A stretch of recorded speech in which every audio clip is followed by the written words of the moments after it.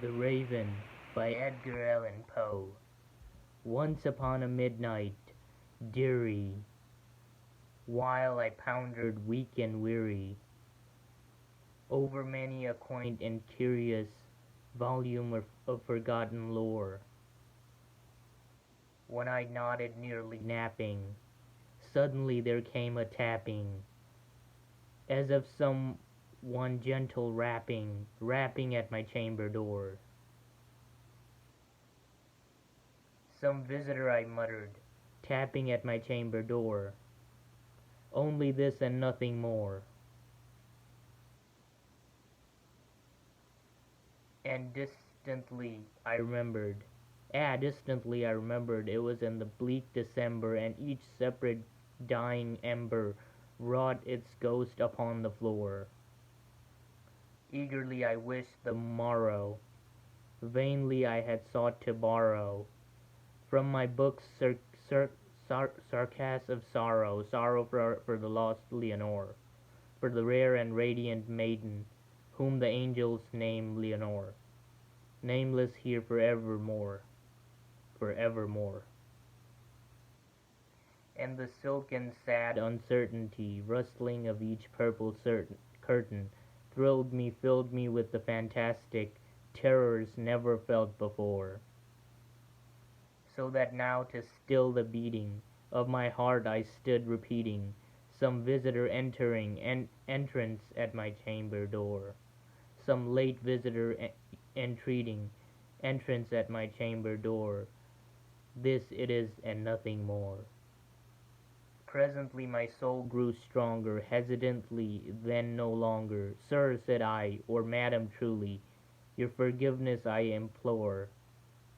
But the fact is I was napping, and so gently you came rapping, and so faintly you came tapping at my chamber door. That I, sarcast, was sure I heard you. Here I opened wide the door. Darkness there and nothing more. Deep into that darkness peering, long I stood there wondering, fearing, doubting, dreaming dreams no mortals ever dared to dream before. But that silence was unbroken, and stillness gave no token, and the only word there spoke was the whispered word Leonore.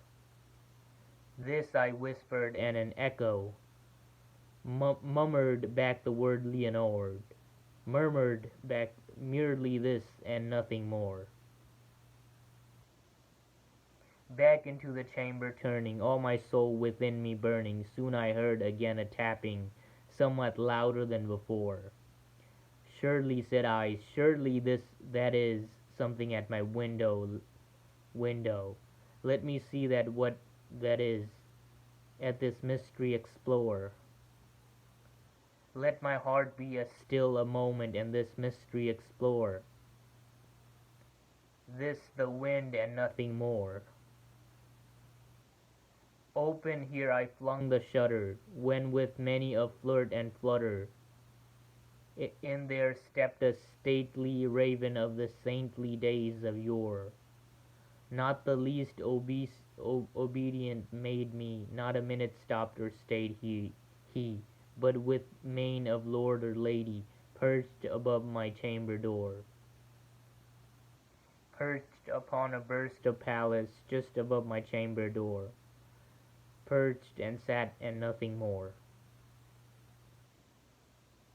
Then this ebony bird beguiling my sad fancy into smiling, by the grave and stern decorum of the countenance it wore, through they cursed to shun and shave. Thus I said, art sure no craven, ghastly grim and ancient raven, wandering from the nightly shore. Tell me what thy lord name is on the night's Plutonian shore, yoth the raven nevermore. Much I marvelled this ungainly fall to hear discourse so plainly, through its answers little meaning, little relevance bore, for we cannot help agreeing that no living human being ever yet was blessed with seeing bird above his chamber door.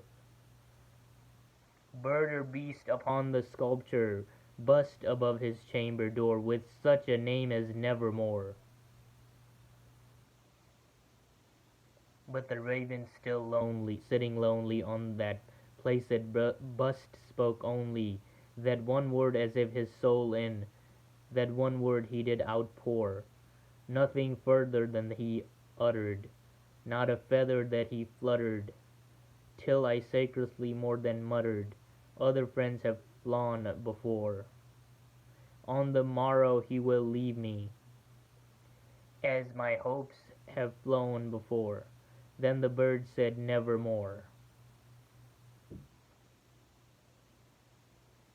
Startled at the stillness broken by replies so empty spoken, doubtless, said I, what it stuttered is its only stock and stored, caught from some unhappy master, whom unmercifully disaster followed faster, till his songs won burden, till the diggers of his hope that melody burden bore of nevermore.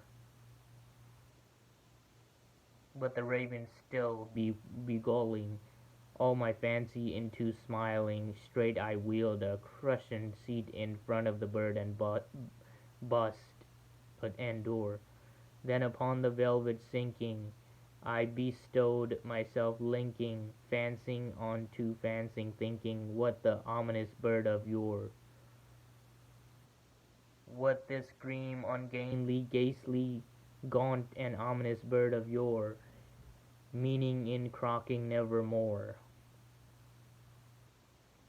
This I sat engaged in guessing, but no syllable expression, to the fowl whose fiery eyes now burned into my blossom core.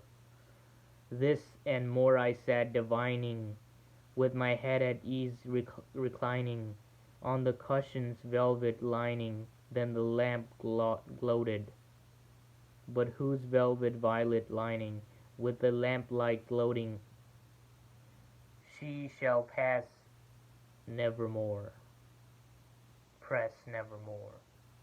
Then melt through the air grew denser, perfumed from an unseen censer, swung by serpent whose faint footfalls tinkled on the tuft-tilled floor. Wretched, I cried, O God hath lent thee, by these angels hath sent me.